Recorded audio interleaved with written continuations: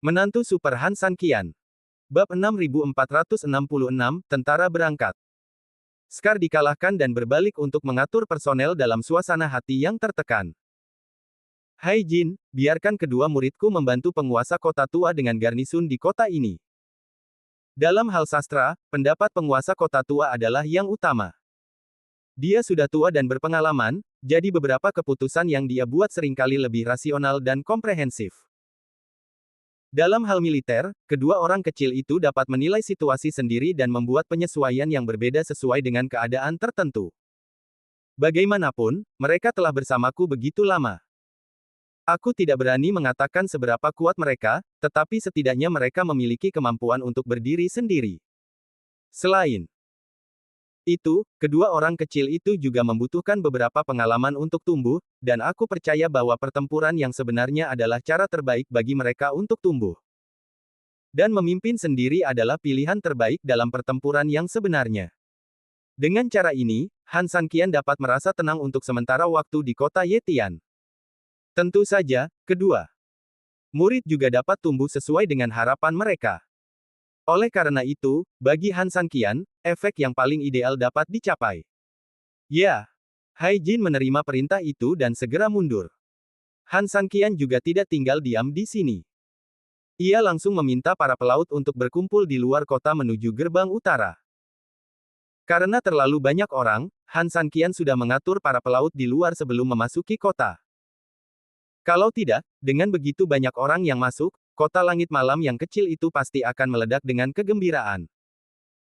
Han San Qian hanya ingin memimpin pasukannya pergi dengan cepat setelah membuat pengaturan di kota langit malam. Oleh karena itu, gangguan yang tidak perlu harus dihindari sebisa mungkin. Inilah sebabnya mengapa Han San Qian tidak membiarkan Scar dan yang lainnya memberitahu penguasa kota tua itu. 10 menit kemudian, Han San Qian dan yang lainnya tiba di luar gerbang utara.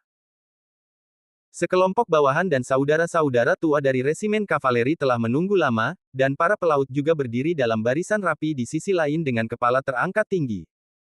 Han San Qian melirik Scar dan Hai Jin.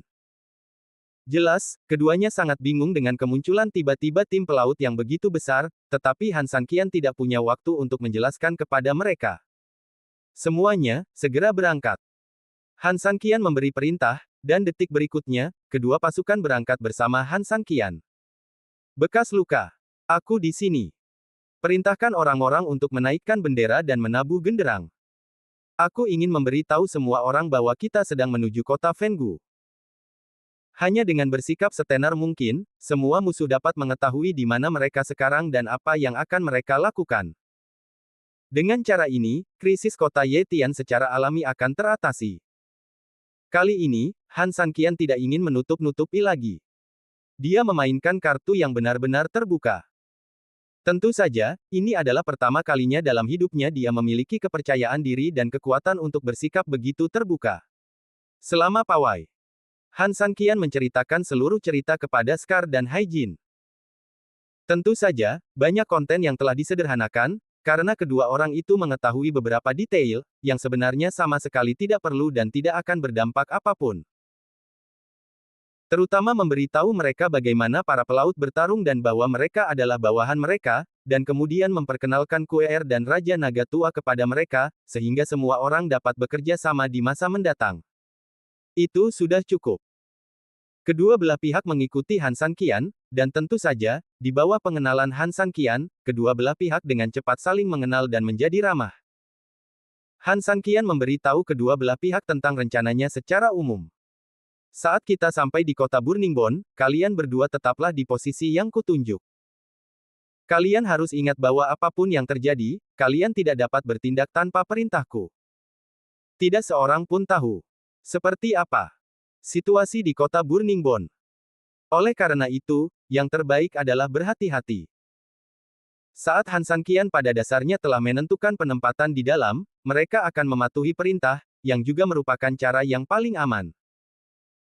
Jika tidak, karena situasi yang tidak terduga, penempatan awal akan langsung terganggu, yang hanya akan menimbulkan lebih banyak masalah. Kehilangan yang besar demi yang kecil adalah gaya perilaku Han San Qian yang paling tabu. Ingat, intoleransi kecil akan merusak rencana besar. Tidak peduli kecelakaan apapun yang terjadi saat itu, bahkan jika aku akan mati, kalian tidak boleh bergerak. Han Sanqian mengingatkan lagi. Beberapa orang saling memandang, lalu mengangguk dengan buruk, dan mencapai pemahaman diam-diam, jangan khawatir, kami tidak akan pernah menerima perintah dan tidak akan pernah bergerak. Melihat beberapa orang telah menerima perintah, Han Sanqian mengangguk lega, dan ketika dia mendongak lagi, sebuah kastil besar sudah menjulang di kabut gelap di kejauhan. Burning Bone City, kita sudah sampai. Bab 6467, Membakar Kota Tulang. Semuanya, ambil posisi kalian. Han Sanqian berteriak pelan. Detik berikutnya, Raja Naga Tua, bekas luka, dan yang lainnya dengan cepat bergerak ke kiri dan kanan, lalu masuk jauh ke sisi kiri dan kanan kota tulang terbakar. Tak lama kemudian, hanya beberapa gadis yang tersisa di sisi Han Sanqian. Namun, Han Sanqian tidak berhenti, juga tidak langsung pergi ke kota. Sebaliknya, dia berjalan memutari tembok kota ke sisi lain. Di sana, Dao 12 dan yang lainnya telah menunggu lama. Bahkan dapat dikatakan bahwa sekelompok dari mereka hampir ditempatkan di sini sebagai penduduk setempat. Menurut rencana awal, meskipun pasukan besar aliansi misterius mengambil jalan memutar ke kota tulang terbakar, itu memakan waktu yang sangat lama. Namun, Han Sanqian dan yang lainnya membuang terlalu banyak waktu di kota Yetian dan tempat-tempat lain.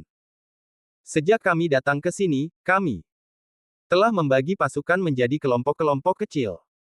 Saat ini, semua saudara aliansi misterius telah dibagi menjadi setidaknya 20 gelombang oleh kami. Dengan base camp kita saat ini sebagai intinya, mereka semua tersebar dan bersembunyi dalam sebuah lingkaran. Begitu melihat Han Sanqian, Mo yang segera menghampirinya dan melaporkan situasinya kepada Han Sanqian. Situasi di sisi kiri tempat kita berada relatif rumit. Itu juga salah satu jalan sekunder kota Fenggu, jadi ada banyak orang yang lewat di sepanjang jalan. Jiang Hubei Xiaosheng dan bawahan lama lainnya semuanya memegang komando di sana. Apakah kita perlu memanggil mereka? Han Sanqian menggelengkan kepalanya, aku menghubungimu terlebih dahulu kali ini dan bertemu denganmu hanya untuk membuat reuni sementara denganmu, memberitahumu bahwa aku baik-baik saja, dan memberitahuku bahwa kamu juga baik-baik saja. Selebihnya, kamu masih harus terus mengintai sesuai rencana semula. Sanqian, apakah kamu akan masuk jauh ke dalam sendirian? Mo yang mengerutkan kening dan bertanya.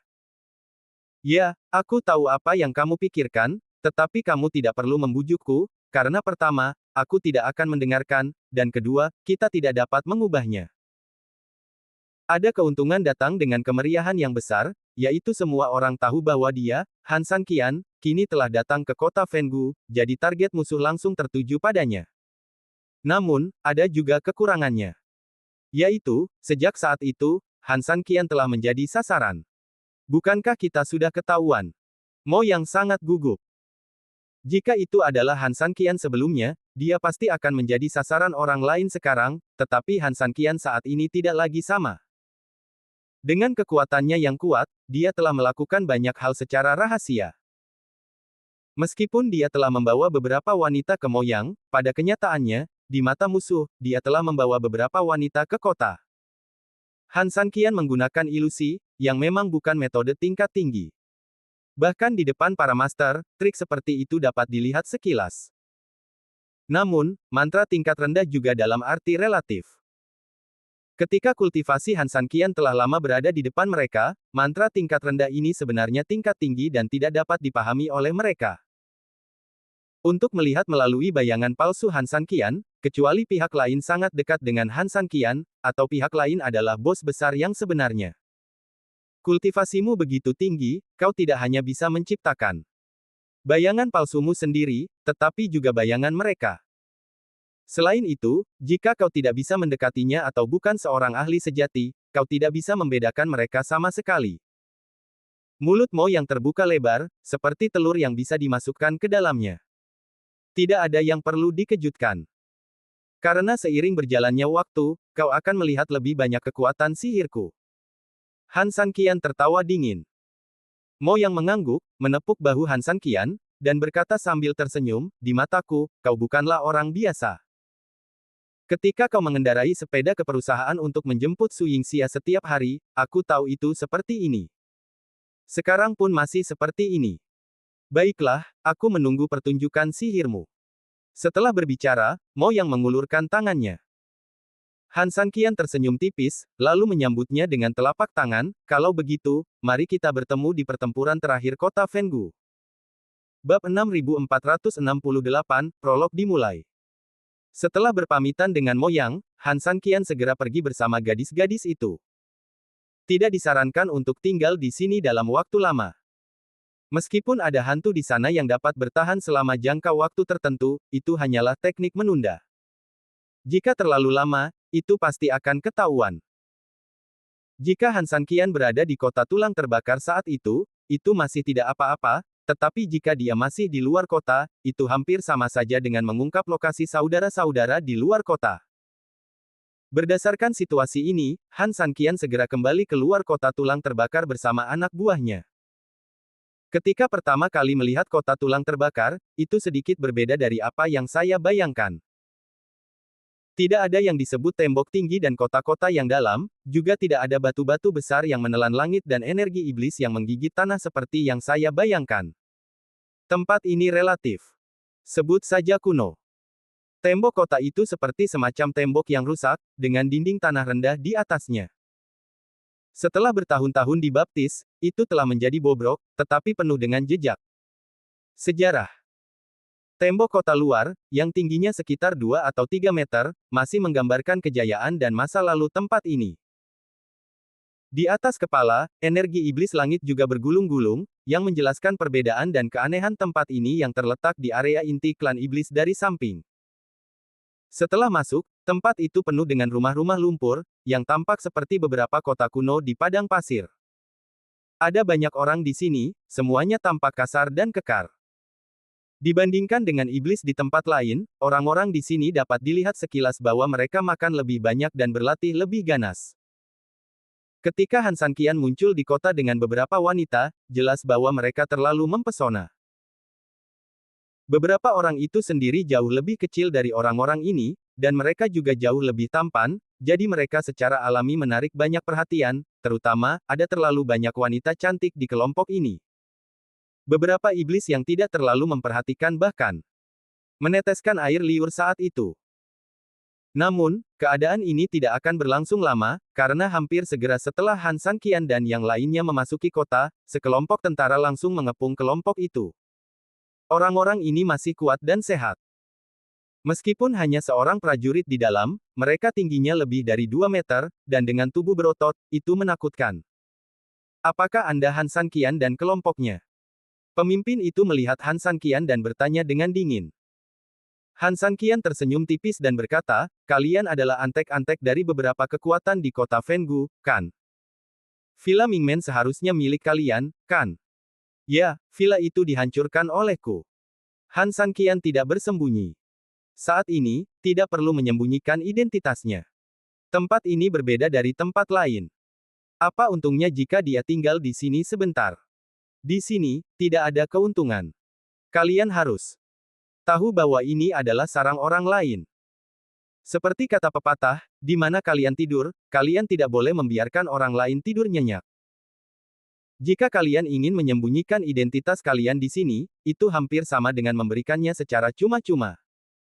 Dengan kata lain, usaha dan imbalannya tidak akan pernah sepadan. Sulit bagi kalian untuk bersembunyi. Kuncinya adalah meskipun kalian bersembunyi, kalian dapat terbongkar kapan saja di tempat seperti sarang orang lain. Jika kalian ingin menyimpannya, kalian harus membayar lebih untuk bersembunyi.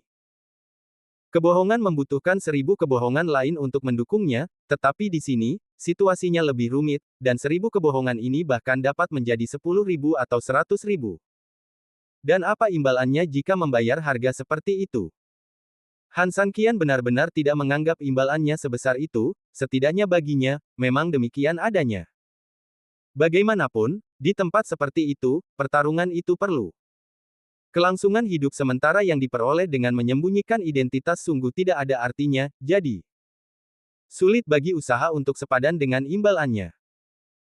Setelah mendengar perkataan Han Sanqian, beberapa iblis yang meneteskan air liur ke arah Han Sanqian dan yang lainnya segera menyeka air liur mereka, dan kemudian mereka semua tampak ngeri. Tidak. Dapat dihindari untuk menjadi serakah ketika melihat keindahan, tetapi jika Anda tidak menahan diri setelah mendengar siapa orang itu, Anda benar-benar bodoh. Siapa orang ini? Dia adalah iblis super yang telah melakukan banyak kemenangan di klan iblis. Dia adalah legenda mutlak yang dapat menggulingkan sebuah kota sendirian. Siapa yang mengira bahwa hidupnya terlalu panjang dan kemudian memprovokasi orang seperti itu? Ketika tim mendengar jawaban Han San Qian, mereka jelas terkejut dan mengambil sikap defensif. Bagi mereka, meskipun mereka curiga bahwa Han San Qian adalah Han San Qian, mereka tidak menyangka bahwa ketika hanya ada beberapa orang, Han San Qian berani mengakui identitasnya secara langsung. Bab 6469, Tentara tiba. Kerahkan formasi. Sekelompok orang segera mengepung Han San Qian dengan dia sebagai pusatnya, dan masing-masing dari mereka seolah-olah sedang menghadapi musuh besar. Han San Qian tidak panik, tetapi hanya mencibir dan berkata, "Kenapa? Apakah kamu ingin menakut-nakutiku atau bertindak di depanku? Tetapi itu tidak masalah, karena aku sama sekali tidak peduli. Singkirkan tatapan tidak bergunamu itu. Bagiku, kamu hanya ingin menjadi ancaman bagiku." Itu lelucon. Belum lagi Han San Qian saat ini, bahkan Han San Qian di awal, jumlah orang ini memang agak berlebihan, dan itu bahkan tidak cukup bagi orang ini untuk mengisi giginya. Mendengar kata-kata Han San Qian, pemimpin itu juga sedikit panik, tetapi berpikir dengan hati-hati tentang apa yang dia katakan, untuk sesaat, dia juga sedikit malu. Ya, memang sedikit lelucon. Bagi sejumlah kecil orang untuk berurusan dengan orang yang dapat menghancurkan sebuah kota.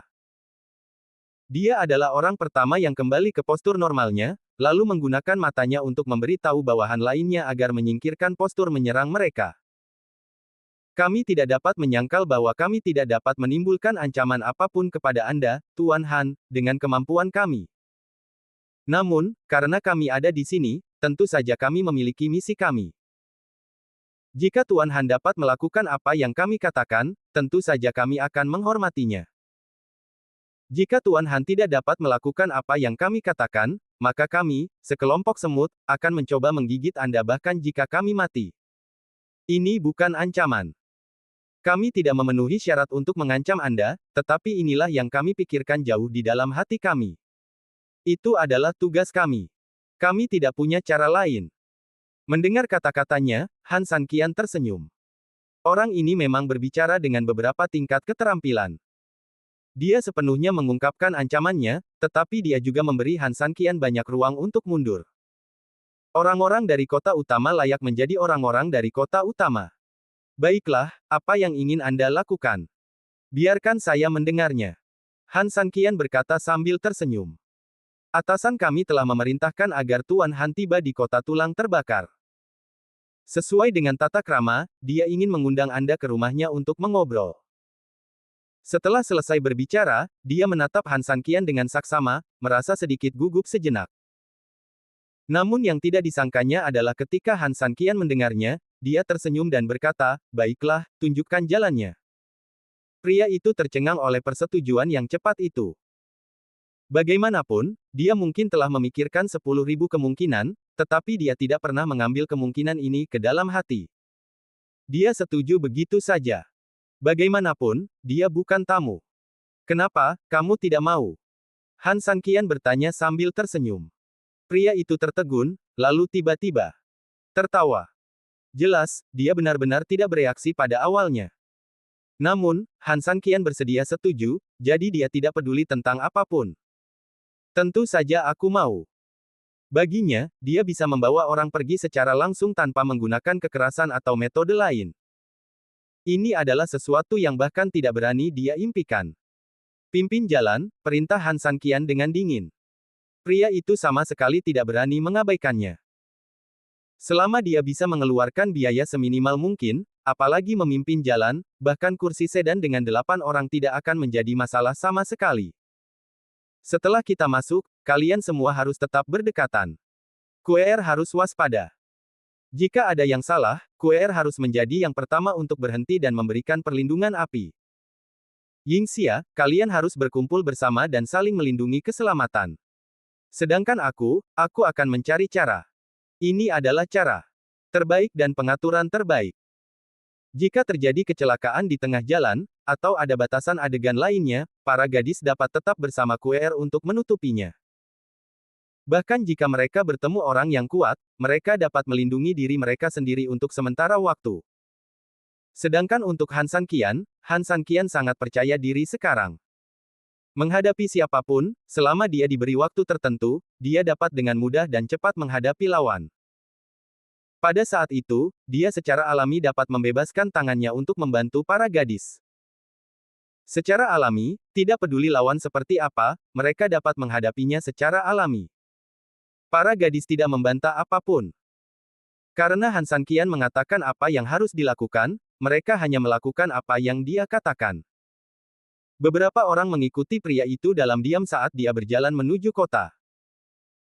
Mereka menyebabkan kegemparan dan menarik banyak perhatian di sepanjang jalan, tetapi karena para prajurit, tidak ada yang berani datang dan berbicara dengannya. Bab 6470, Pria Misterius. Mungkin, bagi Han San Qian, ini menyelamatkannya dari masalah yang tidak perlu dan hal-hal lainnya. Lagi pula, ketika mereka datang ke sini, akan selalu ada orang-orang yang tidak punya mata untuk mengganggu mereka. Kelompok itu berjalan sekitar 10 menit dan kemudian berhenti di depan sebuah rumah besar. Rumah besar ini jelas milik keluarga kaya, karena dibandingkan dengan rumah-rumah tanah di luar, rumah-rumah di sini tidak hanya besar dan megah, tetapi yang terpenting, bahan bangunan di sini semuanya terbuat dari batu bata dan ubin. Sangat megah, sangat tidak biasa. Meskipun bagi Han San Qian, ini sebenarnya tidak biasa dan sangat biasa, karena bangunan-bangunan ini hanya bisa dikatakan sangat berbeda di sini dalam perbandingan horizontal, tetapi pada kenyataannya, mereka memang seperti itu. Ada debu di mana-mana, seolah-olah itu adalah tempat tua yang telah lama lapuk di padang pasir. Kami telah tiba, Tuan Han. Pemimpin itu berkata dengan sangat hormat, dan kemudian dengan ekspresi memerintah, semua bawahan datang ke pintu dalam sekejap, dan setelah menjaga pintu, mereka tidak mengikuti Han San Qian satu demi satu. Tampaknya mereka benar-benar menjaganya dengan ketat. Tuan Han, ikuti saya, kata pemimpin itu, berjalan di depan dan masuk lebih dalam. Saat masuk ke dalam, tempatnya sangat luas, tidak ada pelayan yang terlihat, dan penjaga terlihat di mana-mana. Han San Qian mengamati dan mengingat setiap posisi dengan saksama. Meskipun Han San Qian sudah sangat kuat sampai batas tertentu, bukanlah kebodohan untuk mengabaikan beberapa peringatan yang diperlukan dan keuntungan yang dibawa oleh peringatannya sendiri karena kekuatannya sendiri, itu adalah kesombongan. Konsekuensi dari kesombongan pasti sangat fatal. Han San Qian tidak akan pernah membuat kesalahan seperti itu. Jika dia membiarkan kesalahan tingkat rendah seperti itu membunuh dirinya sendiri, dia pasti akan menjadi yang terendah dari yang terendah. Mengikuti langkah pria itu, kelompok itu sampai ke pintu aula utama di tengah halaman. Tuan Han, tuanku menunggumu di dalam. Setelah pria itu selesai berbicara, dia tidak bergerak maju, tetapi menundukkan kepalanya dan membuat gerakan mengundang. Jelas, dia tidak berniat untuk terus masuk. Han San Qian tersenyum ringan, melirik para wanita, dan menuntun mereka masuk. Di dalam aula utama, cahayanya biasa saja, dan dekorasinya juga sangat biasa saja. Tidak ada dekorasi lain kecuali beberapa meja dan kursi tertentu. Seorang lelaki tua duduk di dalam. Dibandingkan dengan sekelompok orang kekar di luar, dia jelas terlalu istimewa. Dia tampak seperti lelaki tua dari ras manusia. Tentu saja, ini hanya deskripsi berdasarkan sosoknya, karena dia mengenakan topeng, dan tidak jelas seperti apa penampilannya. Dia duduk di kursi utama di tengah. Di kursi dan meja di kedua sisi, ada teh yang diseduh. Dilihat dari suhu tehnya, jelas bahwa tehnya telah diseduh selama beberapa waktu. Namun, rasanya pas, tidak terlalu hangat atau terlalu panas. Han San Qian duduk bersama Su Yingxia dan wanita lainnya, lalu dia tidak bisa menahan senyum dan berkata, pria tua itu sangat berpandangan jauh ke depan sehingga dia benar-benar tahu bahwa aku akan datang ke rumahmu. Setelah itu, Han San Qian mengambil cangkir teh, dan di bawah tatapan terkejut dan khawatir Su Yingxia, dia dengan tenang menyesap tehnya, teh yang enak. Kamu tidak seberani Tuan Han. Aku bahkan tidak mengenalmu, tetapi sebagai hasilnya, kamu langsung meminum tehku setelah masuk. Apa? Apakah kamu tidak takut aku akan meracunimu? Ini sebenarnya yang paling dikhawatirkan Su Yingxia. Dunia seni bela diri itu berbahaya, dan yang terpenting, tempat ini adalah kota Fenggu. Han Sanqian. Terlalu ceroboh. Han Sanqian tersenyum, aku berani datang ke tempat ini, jadi aku tidak takut dengan tipu daya apapun. Dengan kebijaksanaan pria tua itu, dia secara alami jelas tentang hal ini. Jadi, kamu tidak mungkin cukup bodoh untuk mencoba menyingkirkanku dengan beberapa tipu daya, kan? Haha, kamu layak menjadi Han Sanqian. Pemikiranmu sangat teliti, berani, dan hati-hati. Apa yang kamu katakan sangat logis dan kamu dapat mengendalikan hati orang. Ya, kamu benar, teh ini tidak beracun. Setelah kata-kata itu jatuh, pria tua itu mengambil cangkir teh dan menyesapnya untuk membuktikan apa yang dikatakannya. Setelah selesai minum, Han Sanqian berbicara dan berkata sambil tersenyum, karena aku sudah menjawab pertanyaanmu, maka, haruskah kau menjawab pertanyaanku? Orang tua itu tertawa dan berkata, karena Su Yingxia, aku tahu kau pasti akan datang. Han Sanqian sedikit mengernyit, Su Yingxia, apakah kau mengenal istriku?